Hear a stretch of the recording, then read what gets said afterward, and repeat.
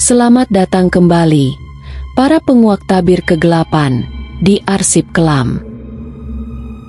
Malam ini, kita tidak hanya akan bercerita tentang hantu atau penampakan. Kita akan menyelami lebih dalam, mencari jejak-jejak masa lalu yang menyisakan luka, dendam, atau mungkin cinta yang tak sampai. Kisah yang akan kita ungkap kali ini bukan sekadar cerita horor biasa.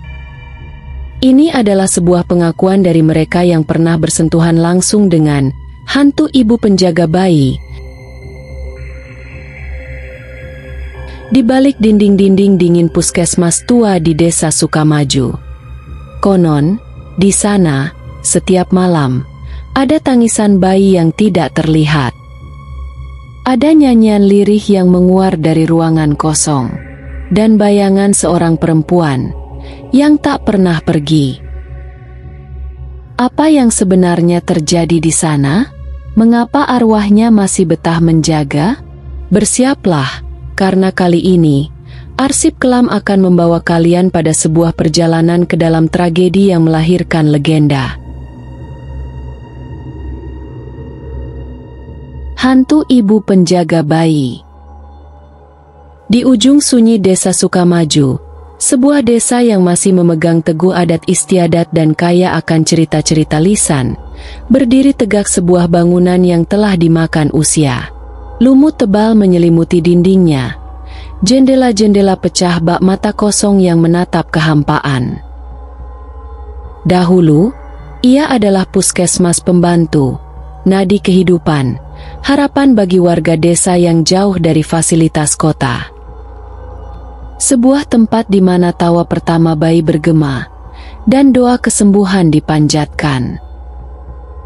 Namun, seperti banyak bangunan tua di pelosok negeri ini, ia menyimpan sebuah rahasia, sebuah tragedi yang mengubahnya dari tempat penyembuhan menjadi saksi bisu kisah paling mengharukan dan mengerikan. Kisah kelam ini bermula di era akhir 1980-an. Tepatnya saat seorang ibu muda bernama Kartika menanti kelahiran anak pertamanya. Kartika adalah sosok sederhana, ramah, dan dicintai warga. Ia dan suaminya, Pak Budi, adalah pasangan yang hidup dalam kesederhanaan, namun dilimpahi kebahagiaan akan kehadiran calon buah hati. Mereka tinggal tak jauh dari puskesmas, dan setiap hari, Kartika selalu membayangkan momen sakral saat ia akan menggendong darah dagingnya untuk kali pertama di tempat itu. Namun, takdir memiliki rencana lain. Di suatu malam yang dingin dan diselimuti hujan lebat, Kartika merasakan kontraksi hebat. Dengan segala keterbatasan, Pak Budi dan tetangga bergegas membawa Kartika ke puskesmas. Perjalanan itu terasa seperti berpacu dengan waktu, di tengah jalan desa yang licin dan gelap gulita. Sesampainya di sana, para bidan dan perawat yang bertugas, meskipun dengan fasilitas yang minim, berusaha sekuat tenaga membantu Kartika menghadapi persalinan yang ternyata sangat sulit. Suasana tegang dan cemas memenuhi ruangan bersalin yang temaram. Waktu terus bergulir. Ketegangan semakin memuncak. Komplikasi yang tak terduga akhirnya terjadi. Bidan dan perawat berjuang mati-matian, namun kekuatan Kartika terus terkuras. Akhirnya, sebuah keajaiban sekaligus tragedi terjadi. Tangisan bayi pecah memenuhi ruangan, sebuah suara kehidupan yang baru.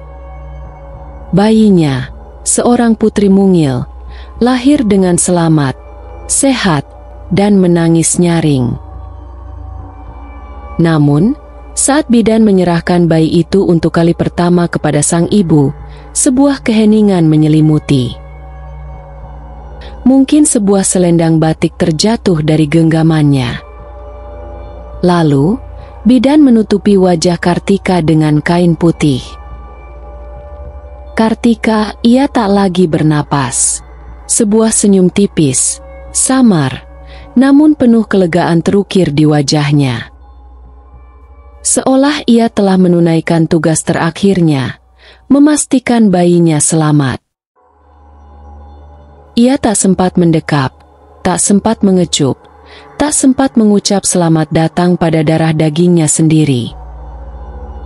Nyawanya direnggut takdir, hanya beberapa detik setelah ia melahirkan kehidupan baru. Kematian Kartika adalah pukulan telak bagi suaminya, dan duka mendalam bagi seluruh warga desa. Bayi mungil itu dirawat oleh sang nenek, tumbuh tanpa sentuhan kasih ibunya yang tak terlupakan. Sejak malam tragis itu, aura Puskesmas Sukamaju berubah drastis. Ia yang dulunya ramai, kini perlahan ditinggalkan. Bukan karena tak dibutuhkan, tapi karena kehadiran yang tak kasat mata, sebuah kehadiran yang tak mau pergi. Malam-malam sunyi di sana mulai diisi oleh kejadian-kejadian yang membuat bulu kuduk berdiri, yang dilaporkan oleh siapa saja yang masih berani mendekat atau bertugas di sana. Saksi mata pertama adalah para penjaga malam yang silih berganti. Pak Jaya, seorang penjaga malam yang sudah sepuh, pernah bersaksi dengan wajah pucat. Ia sering mendengar suara tangisan bayi yang jelas dari ruangan bersalin yang sudah lama kosong. Kadang, tangisan itu diikuti oleh nyanyian pengantar tidur lirih yang menguar dari balik pintu. Padahal tidak ada siapa-siapa.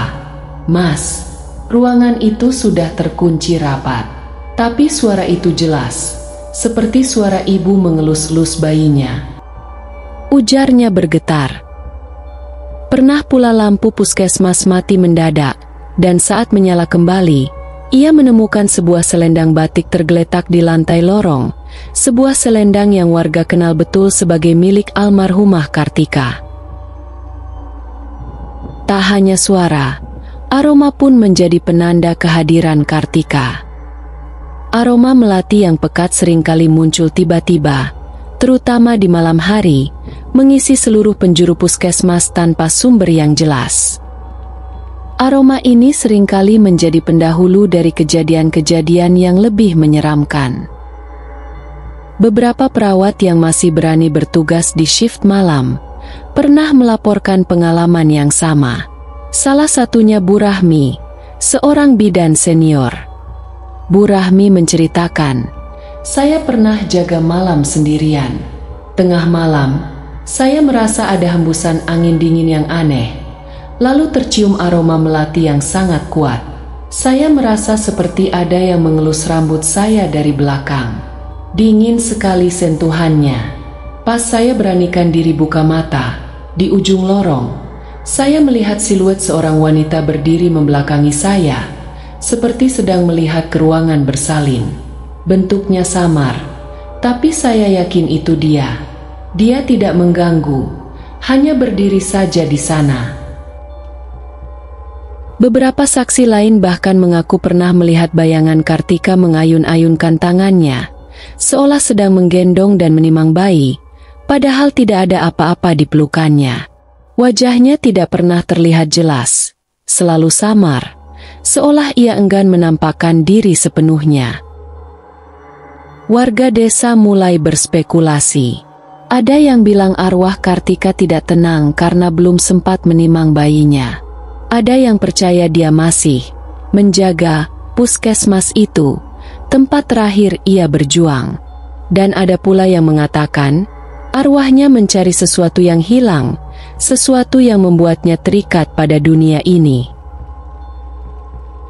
Berbagai upaya dilakukan oleh warga untuk menenangkan arwah Kartika. Doa bersama, pemanggilan orang pintar dari luar desa, semua dicoba. Namun, semua itu seolah tak mempan. Arwah Kartika tetap setia di sana, menjadi bagian tak terpisahkan dari cerita dan misteri desa Sukamaju. Seolah ada benang merah yang tak terlihat, mengikatnya pada tempat itu, pada sesuatu yang tak seorang pun tahu. Misteri ini akhirnya menemukan secercah cahaya, atau setidaknya sebuah petunjuk yang lebih konkret. Suatu ketika, saat pembersihan atau renovasi kecil dilakukan di ruang bersalin, seorang pekerja tak sengaja menemukan sesuatu. Di balik ubin yang retak, tersembunyi sebuah kalung liontin kecil yang berkarat. Ketika dibersihkan, ukiran nama Kartika masih terlihat samar di satu sisi, dan di sisi lain, ukiran bayiku.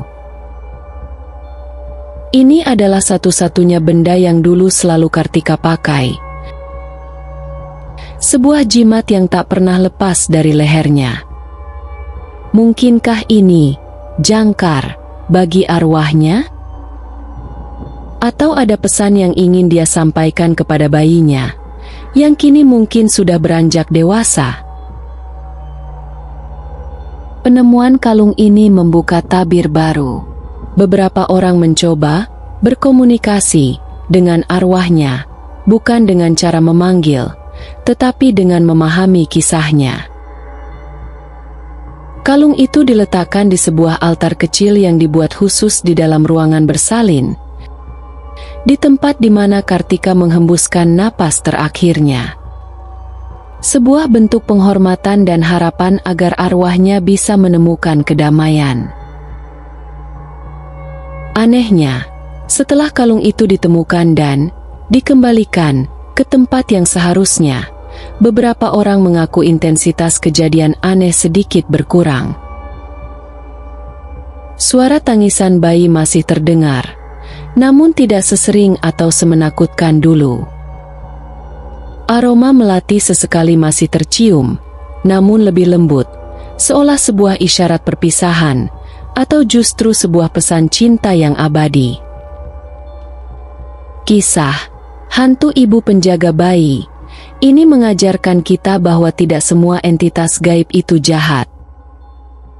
Ada yang hadir karena ikatan emosional yang kuat, karena cinta yang terputus oleh takdir. Ini adalah kisah tentang pengorbanan seorang ibu, tentang perjuangan hidup dan mati, dan tentang jejak kasih sayang yang abadi, bahkan setelah napas terakhir dihembuskan. Puskesmas tua itu mungkin menyimpan kengerian, tapi lebih dari itu, ia menyimpan sebuah keharuan yang mendalam. Ia adalah saksi bisu dari pengorbanan terbesar seorang ibu. Bagaimana menurut kalian? Apakah arwah Kartika benar-benar menjaga bayinya? Ataukah itu hanya sisa energi dari sebuah tragedi yang tak terlupakan? Pernahkah kalian mendengar kisah serupa di daerah kalian? Bagikan pendapat dan pengalaman kalian di kolom komentar di bawah. Jangan lupa like video ini, subscribe channel Arsip Kelam, dan aktifkan lonceng notifikasi agar tidak ketinggalan arsip-arsip kelam lainnya yang akan kita buka di episode berikutnya.